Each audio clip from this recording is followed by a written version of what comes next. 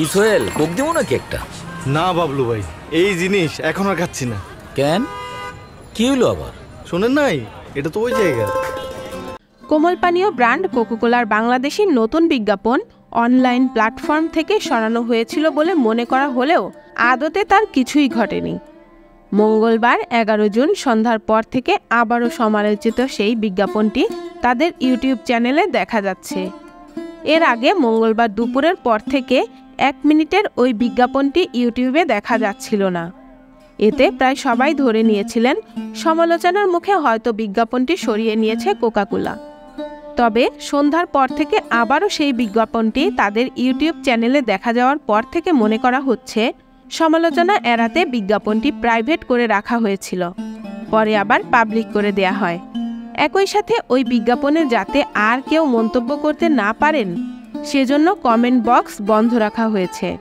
রাত 10:15 পর্যন্ত ওই ভিডিওটি 3,32,000 বার দেখা হয়েছে। সম্প্রতি ফিলিস্তিনে ইসরায়েলি হামলা ও গণহত্যার প্রতিবাদে বিশ্বব্যাপী বেশ কিছু পণ্যের সঙ্গে কোকাকোলাও বয়কটের আহ্বান জানানো হয়। এরপর নতুন তৈরি বিজ্ঞাপনে কোকাকোলা ইসরায়েলের পণ্য নয় বার্তা দিয়ে সমালোচনার জন্ম দেয় কোম্পানিটি। এ নিয়ে সামাজিক যোগাযোগ মাধ্যমে ওঠে ব্যাপক সমালোচনার ঝড়। অনেকেই এবার শুধু কোকাকোলা না, যে দোকানে এই পণ্যটি বিক্রি করবে সেই দোকানও বয়কটের ডাক দেন। এ বিষয়ে কোকাকোলা বাংলাদেশের পক্ষ থেকে এখনও কোনো অফিসিয়াল প্রতিক্রিয়া পাওয়া যায়নি। এদিকে বিজ্ঞাপনে অভিনয় করে সমালোচনার মুখে পড়েছেন অভিনেতা শরাফ আহমেদ জীবন, শিমুল শর্মা, আব্দুল্লাহ আল সেন্টু। সমালোচনার মুখে জীবন এক ফেসবুক পোস্টে বলেন, বিজ্ঞাপনটি প্রচার হবার পর থেকে আমি আপনাদের অনেক মিশ্র প্রতিক্রিয়া লক্ষ্য করছি। আপনাদের প্রতি সম্মান জানিয়ে আমি বলতে চাই, কাজটি শুধুই আমার পেশাগত জীবনের একটি অংশ মাত্র।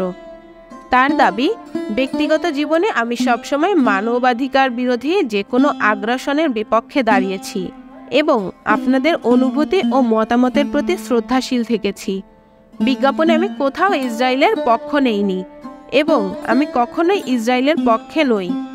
আমার হৃদয় সবসময় ন্যায়ের পক্ষে এবং মানবতার পাশে আছে, থাকবে।